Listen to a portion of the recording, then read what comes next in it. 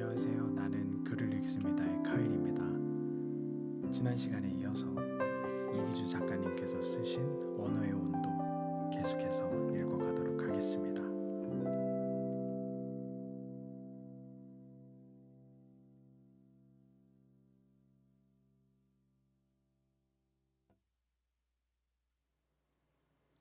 한 해의 마지막 날, 달력을 뜻하는 영어 단어 캘린더의 어원은 라틴어 칼렌다리움이다. 회계장부, 빚 독촉 정도의 의미가 있다. 고대 로마에선 채무자가 매월 초하루에 이자를 갚았다고 한다. 갚아야 할 빚이 많은 사람은 회계장부를 한 장 한 장 넘기고 새로운 달을 맞이할 때마다 뭔가에 쫓기는 듯한 기분을 지울 수 없었을 것이다. 슬쩍 달력을 올려다봤다. 나는 이 원고를 2015년 마지막 날에 쓰고 있다. 오늘 자정 서울 종로의 보신각 종소리는 어김없이 텔레비전 중계 화면을 타고 전국에 울려 퍼질 것이다. 방송국 아나운서는 2015년이 저물어 갑니다. 이렇게 또 한 해가 간다고 생각하니 조금 허무하기도 하네요. 라는 상투적인 멘트로 방송을 시작할 테고, 라디오에선 해가 저무는 끝자락에선 지난 1년을 돌아보는 게 어떨까요? 라는 클로징 멘트로 끝을 맺을 것이 분명하다. 그래, 철저한 자기 반성은 피가 되고 살이 된다. 숙연한 자세로 과거를 되씹어 봄직하다. 하지만 지나친 자기 비하나 부정은 희망의 싹을 아예 잘라버리는 법. 한 해의 마지막 날을 비관주의로 물들일 필요는 없다고 본다. 이 정도면 애썼다고, 잘 버텼다고, 힘들 때도 있지만 무너지지 않아 다행이라고. 그러면서 슬쩍 한 해를 음미하고 다가오는 새해를 내다보는 것도 그리 나쁘지 않으리라. 참, 해마다 이맘때가 되면 어느 선배가 술자리에서 남긴 말이 떠오른다. 일종의 말장난 같기도 했지만 그가 얼큰하게 취해 내깔인 문장이 며칠이나 귓가에 감돌았다. 기주야, 인생 말이지 너무 복잡하게 생각하지 마. 어찌 보면 간단해. 산타클로스를 믿다가 믿지 않다가 결국에는 본인이 산타 할아버지가 되는 거야. 그게 인생이야.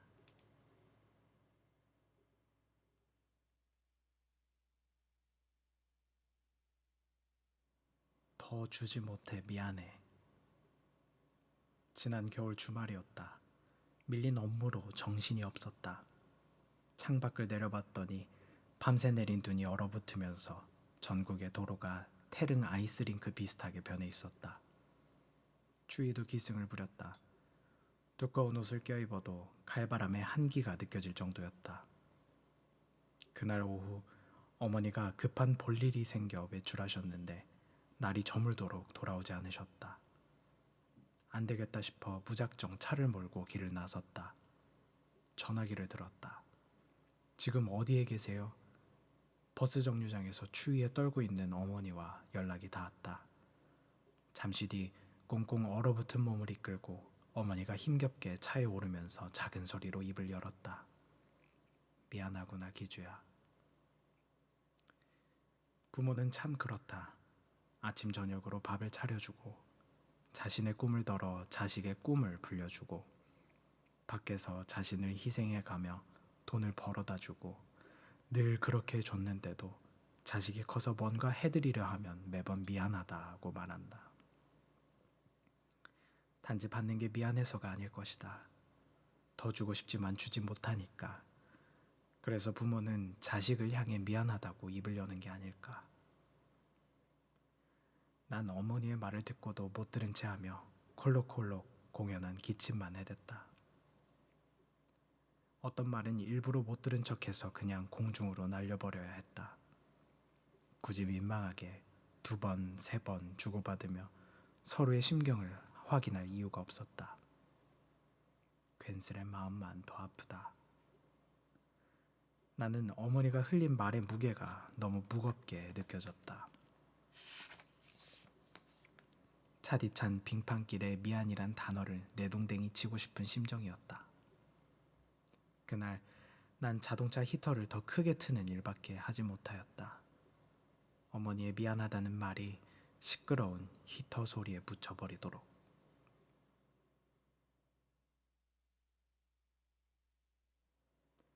부모와 자식을 연결하는 끈.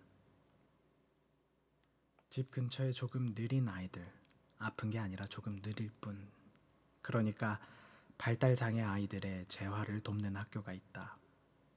학교 앞 정류장은 등하교 시간이 되면 수업을 마친 학생과 학부모가 한꺼번에 몰려 북새통을 이룬다. 하루는 그곳에서 버스를 기다리고 있었는데 멀리서 뚜벅뚜벅 걸어오는 모자의 모습이 눈에 들어왔다. 난 한 손으로 햇빛을 가리고 두 사람의 걸음새를 좀 더 들여다봤다. 자세히 보니 서로의 몸을 얇은 끈으로 연결한 채 걷고 있었다. 끈은 줄넘기 줄 같기도 했고 등산용 밧줄 같기도 했는데 한쪽은 학생의 왼손에 동여매져 있었고 다른 한쪽은 어머니 오른손에 칭칭 감겨 있었다. 왜 그런 거지? 고개를 갸웃했다. 궁금증은 이내 풀렸다. 아들을 향한 어머니의 외침에서 그들의 사정을 어렴풋이 짐작할 수 있었다. 찻길로 내려가면 안 돼. 어머니는 아들과 의사소통하는데 애를 먹는 듯했다. 길거리에서 아들의 동선을 통제하기 위해 어쩔 수 없이 끈으로 몸을 동여맨 것이 아닐까 싶었다. 일순, 임신부의 자궁 안에서 편안히 휴식을 취하는 태아의 모습이 내 머릿속에 그려졌다. 태아는 어머니 뱃속에서 탯줄을 통해 영양을 공급받는다. 자궁 밖으로 세상으로 나오는 과정에선 그 줄을 끊어내야 한다. 하지만 내가 목격한 어머니와 아들은 서로의 몸뚱어리를 여전히 탯줄로 연결하고 있는 것처럼 보였다. 아직은 서로에게서 떨어질 수 없다는 듯. 잠시 뒤 나는 버스에 올랐다. 차가 출발하자 나와 모자 사이의 거리가 점점 멀어졌다. 멀리서 바라본 어머니와 아들의 흐릿한 실루엣은 서로의 몸을 생명줄로 연결한 채 만년설로 뒤덮인 히말라야의 어느 기슭에서 대자연과 맞서고 있는 산악인들의 모습을 연상하게 했다. 그렇다면 저 어머니와 아들은 어떤 산을, 무엇을 위해 오르는 것일까? 글쎄다. 어쩌면 저들은 낯선 길에 대한 두려움 없이 꽤 아득하고 특별한 여정을 걷고 있는지도 모르겠다. 남들이 감히 오를 수 없는 그들만의 신성한 봉우리를 향해.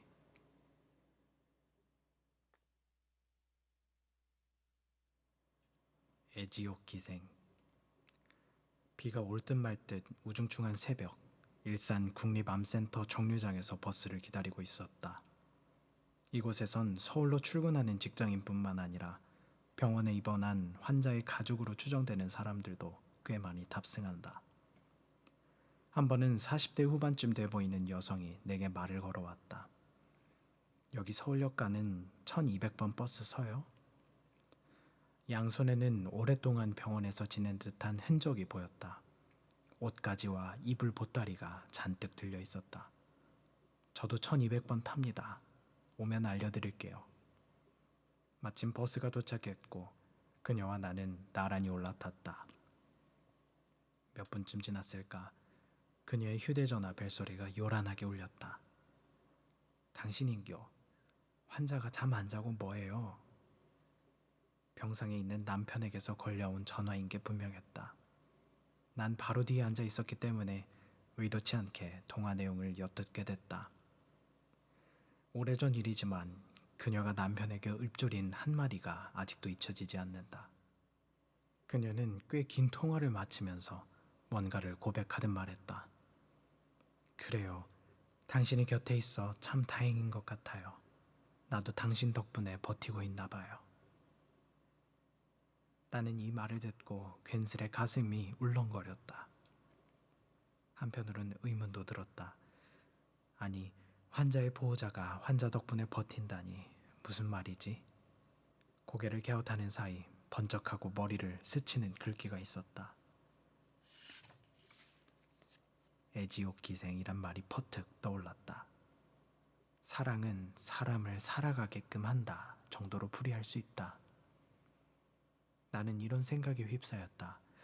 어쩌면 그녀야말로 애지옥 기생을 몸소 실천하고 있는 게 아닐까. 닥친 현실은 녹록하지 않지만 남편을 향한 애틋한 사랑을 동력으로 삼아 주어진 삶을 버티고, 아니, 이겨내고 있는 게 아닐까. 짐작건대 그녀는 남편에게 틈틈이 전화를 걸어 마음 깊은 곳에서 끌어올린 진심 어린 말로 사랑을 고백할 것이다. 그렇게 소중한 사람의 아픔을 어루만질 것이 분명하다. 그리고 그런 숭고한 과정을 통해 자신이 살아가야 하는 이유를 확인할 것이다.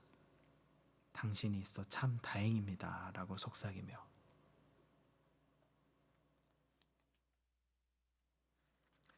네, 지금까지가 이기주 작가님께서 설정해 놓으신 첫 번째 부분, 마음에 새기는 것이라는 부분이었고요. 지금부터는 두 번째 부분인 지지 않는 꽃이라는 부분을 계속해서 읽어가도록 하겠습니다.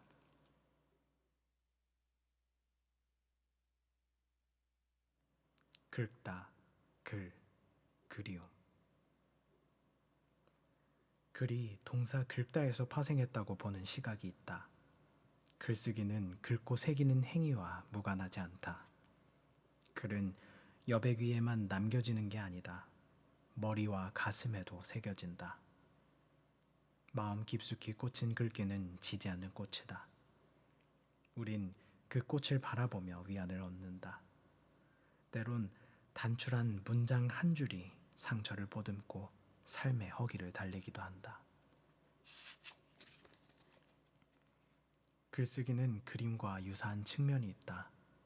공통분모는 그리움이다.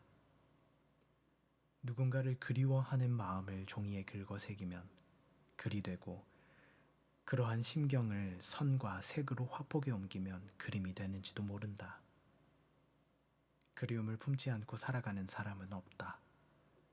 닿을 수 없는 인연을 향한 아쉬움, 하늘로 떠나보낸 부모와 자식에 대한 애틋한 마음, 결코 돌아갈 수 없는 과거에 대한 향수 같은 것은 마음속에 너무 깊게 박혀 있어서 제거할 방도가 없다.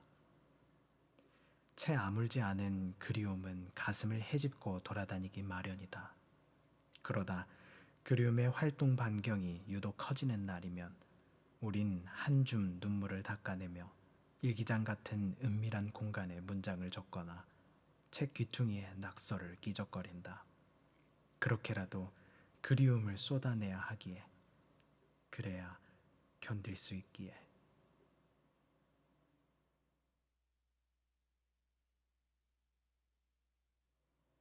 누군가에겐 전부인 사람. 어느 기업에서 글쓰기 강연을 마치고 화장실에 들어갔다. 벽면에 달라붙어 있는 메모판에 짧은 문장이 쓰여 있었는데 찬찬히 읽어 내려가다 마지막 문장에서 시선이 멈췄다. 뜨끔했다. 평평한 길을 걷다가 돌연 가파른 절벽을 만나 가슴이 철렁 내려앉는 기분이었다. 이런 문구가 적혀 있었다. 화장실을 깨끗하게 사용해 주세요. 이곳을 청소해 주시는 분들, 누군가에겐 전부인 사람들입니다.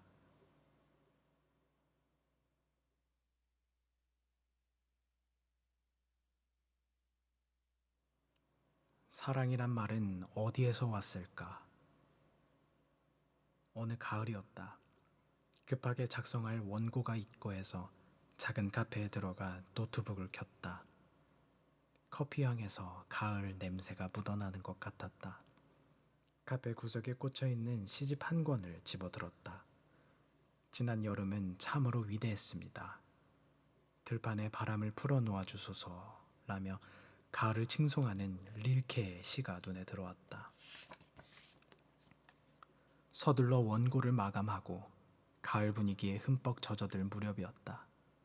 아기 울음소리가 카페 안에 울려 퍼졌다.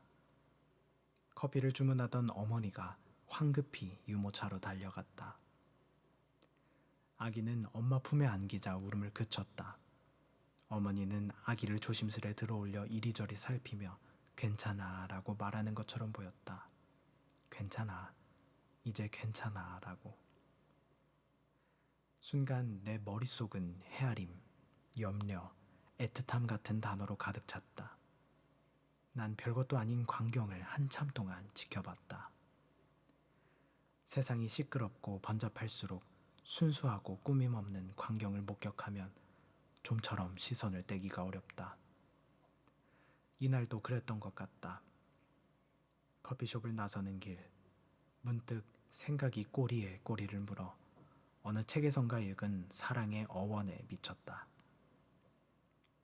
사랑이란 말은 어디에서 왔을까? 여기에는 몇 가지 설이 있다. 어떤 학자는 사랑이 살다의 명사형일 것으로 추측한다.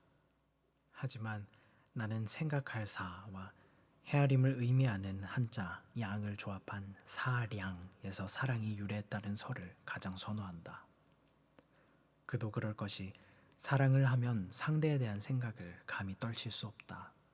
상대의 모든 것을 탐험하려 든다. 이유는 간단하다. 사랑에 빠지는 순간 상대는 하나의 세계, 하나의 우주, 하나의 시대이므로. 어제는 노트북을 켜고 사람을 입력하려다 실수로 삶을 쳤다. 그러고 보니 사람에서 슬며시 받침을 바꾸면 사랑이 되고 사람에서 은밀하게 몸을 빼면 삶이 된다.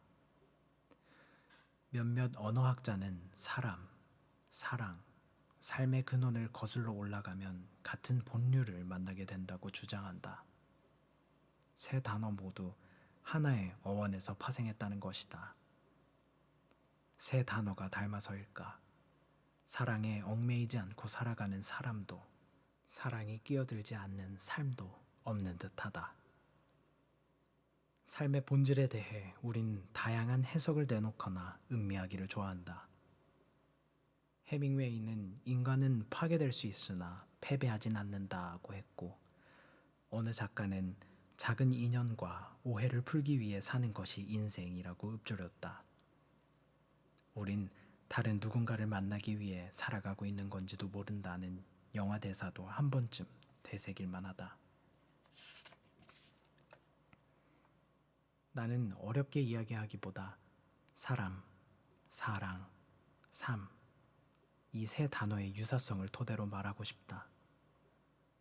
사람이 사랑을 이루면서 살아가는 것, 그게 바로 삶이 아닐까.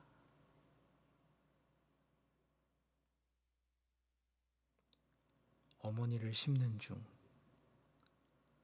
평소 알고 지내는 지인이 급작스럽게 모친상을 당했다.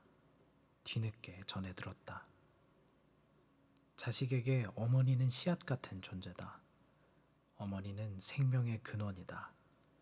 대지에 사는 모든 생명체는 어머니의 자궁에서 태어나 어머니의 돌봄을 받는다.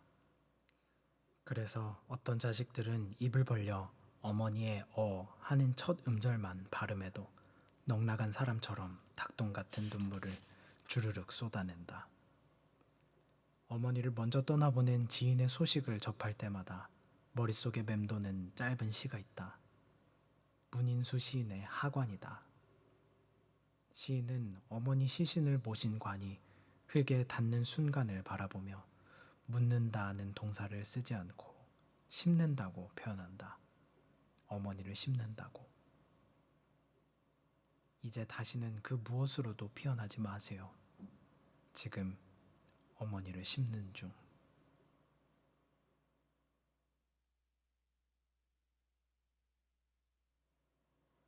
사람을 살찌우는 일.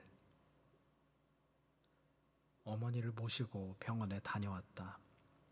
쇠잔한 몸으로 병실에 누워있는 부모의 모습은 바짝 마른 장작개비를 떠올리게 한다. 그걸 지켜보는 일은 고역이 아닐 수 없다.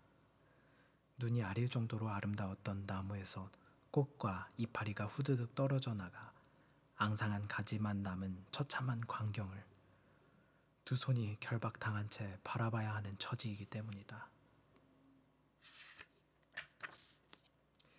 그 안타까움은 이루 다 말할 수 없다. 어찌할 도리가 없어 지독한 무력감을 느끼게 된다. 어머니는 응급실에서 링거 주사를 맞는 동안 핏기 없는 입술을 겨우 벌려 가쁜 숨을 몰아쉬었다. 어느 시인의 표현을 빌리자면 목련의 등에서 살며시 귀를 대면 아픈 기침 소리가 들려올 것만 같았다. 나는 가느다란 호스를 타고 뚝뚝 떨어지는 링거액을 응시하다 소리내지 않고 울었다. 그렇게 눈물을 다 쏟아내고는 공손히 두 손을 모았다. 그리고 빌었다. 포도당아, 전해지라. 어머니 혈관을 타고 재빨리 흘러들어가 어서 양분을 공급해 주렴. 꽃과 이파리가 더는 떨어지지 않게 해주렴. 내 바람이 통했는지 링거를 다 맞을 무렵 어머니는 안정을 되찾았다. 한편으론 자신의 소임을 다하고 장렬하게 사그라진 링거액이 대견해 보이기도 했다. 어머니를 부축해서 병원을 나서는 순간 링거액이 부모라는 존재를 쏙 빼닮았다고 생각했다. 뚝, 뚝. 한 방울 한 방울 자신의 몸을 소진해가며 사람을 살찌우고 다시 일으켜 세우니 말이다.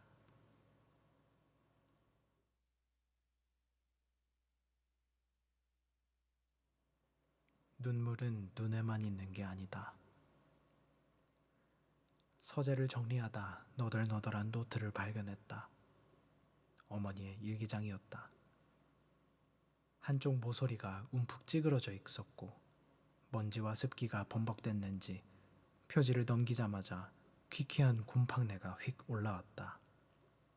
다시 책장에 꽂아 놓을까 하다가 호기심이 당겨 앞부분을 훑어보았다. 거기엔 자식을 향한 부모의 마음이 빽빽한 문장으로 새겨져 있었다. 처음 몇 페이지를 읽으면서는 어린 시절 추억이 떠올라 나도 모르게 빙그레 미소 지었다. 그러나 계속 읽다 보니 당신이 부모로서 짊어져야 했을 삶의 무게가 묵직하게 다가와 노트를 끝까지 넘기지는 못했다. 최근 부쩍 쇠약해진 어머니를 생각하니 눈물이 날 것 같아 황급히 덮어버렸다.